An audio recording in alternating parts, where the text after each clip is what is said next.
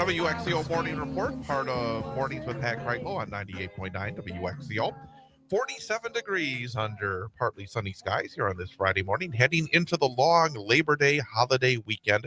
We'll tell you more about Labor Day and the big parade coming up on Monday.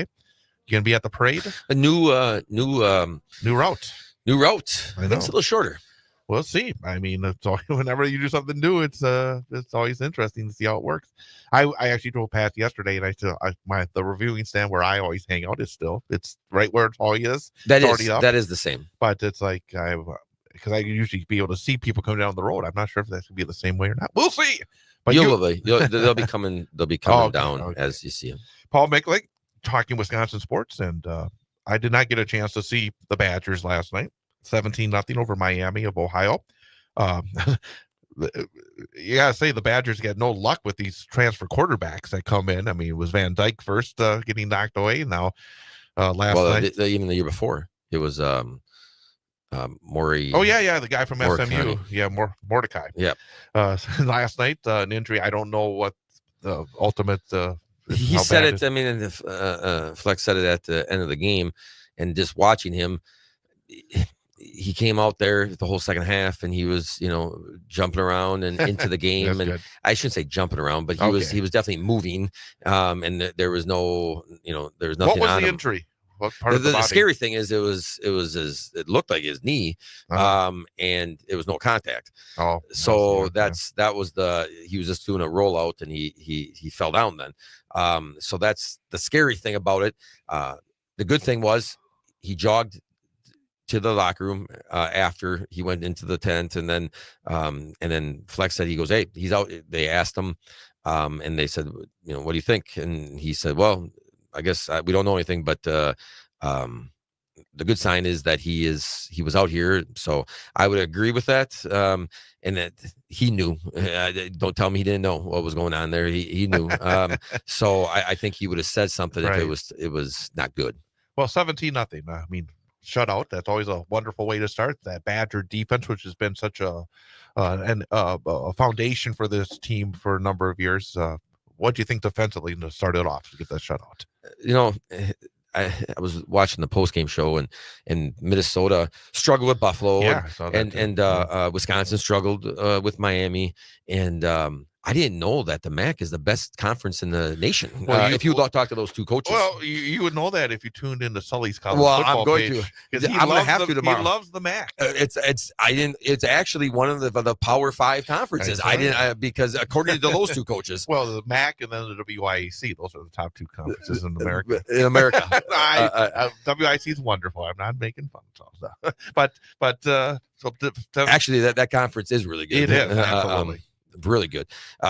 You got to kind of look at the game, and you're a little concerned that they couldn't run. And I understand they stacked the box. Great, they stacked the box. In the days when they made hay, though, it didn't matter. It didn't matter. Because you would just win those battles in the meat house, as Sully calls it. Yes. So they would win the meat house, and I don't think they won the meat house last night. I did think that there was a little difference to the offense, which in a good way, it was. I thought there was some stuff there. It just didn't work sometimes, or they didn't execute it correctly. Which again, if we're not there, we don't know about the execution. But I thought, I did. After watching the whole game, I thought they had a different little flow, that the offense has the potential to be good. And if you got a good defense, it's going to be good. But you have to be a little concerned that was a game. You wanted to, I think it was like last year, you wanted these first couple of games to come out there and be the bully because you're the Big Ten, you're the Badgers. And again, it's like, it was a little too hard. It kind of reminded us of, I think, a little bit last year, just judging by the flow of the game. It's 3-0 until late into the third quarter. And they had a couple opportunities where they were moving the ball.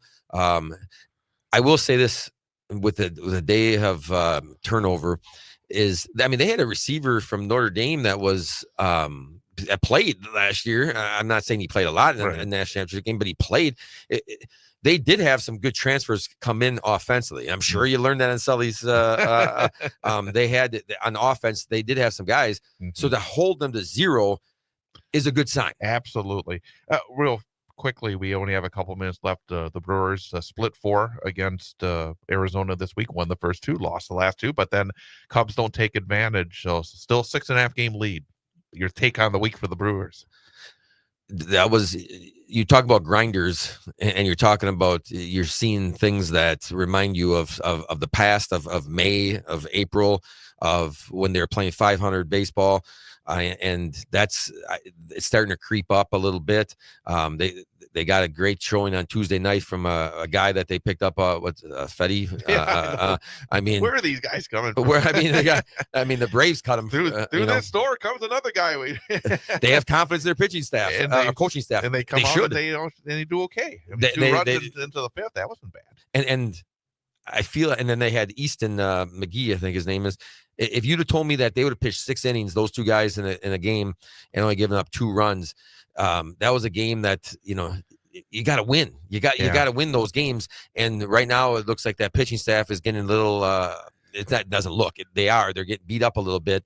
This next 6 games is tough. Yeah, especially this weekend on the road against Toronto, a team that's 78-56. I mean, this is a big challenge. And again, thank you, San Francisco Giants. And again, I'm looking at the big picture. Right. These next 2 games, we can't. It's starting to feel like they might blow this lead.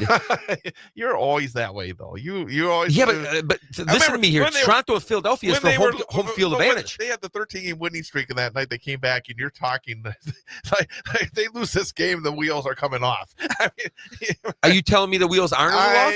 Are they shaking a little bit? Well, but you always seem to see those wheels shaking before it happens. Yes, you are. You're looking into the future. Do you think? What about these next 6 games? If they go 1-5, they're not going to have home field advantage. Yeah, that is vital. That is vital. So you just got to go for it. Yeah, you got to win every day. You got to win every day. You got to win. 1 day at a time. Right? 1 day at a time. Always never look ahead. Paul, good to see you. Great to see you. Get some sleep maybe this afternoon before you come out. We'll see you next week. Coming up, top of the hour news here on 98.9 WXCO.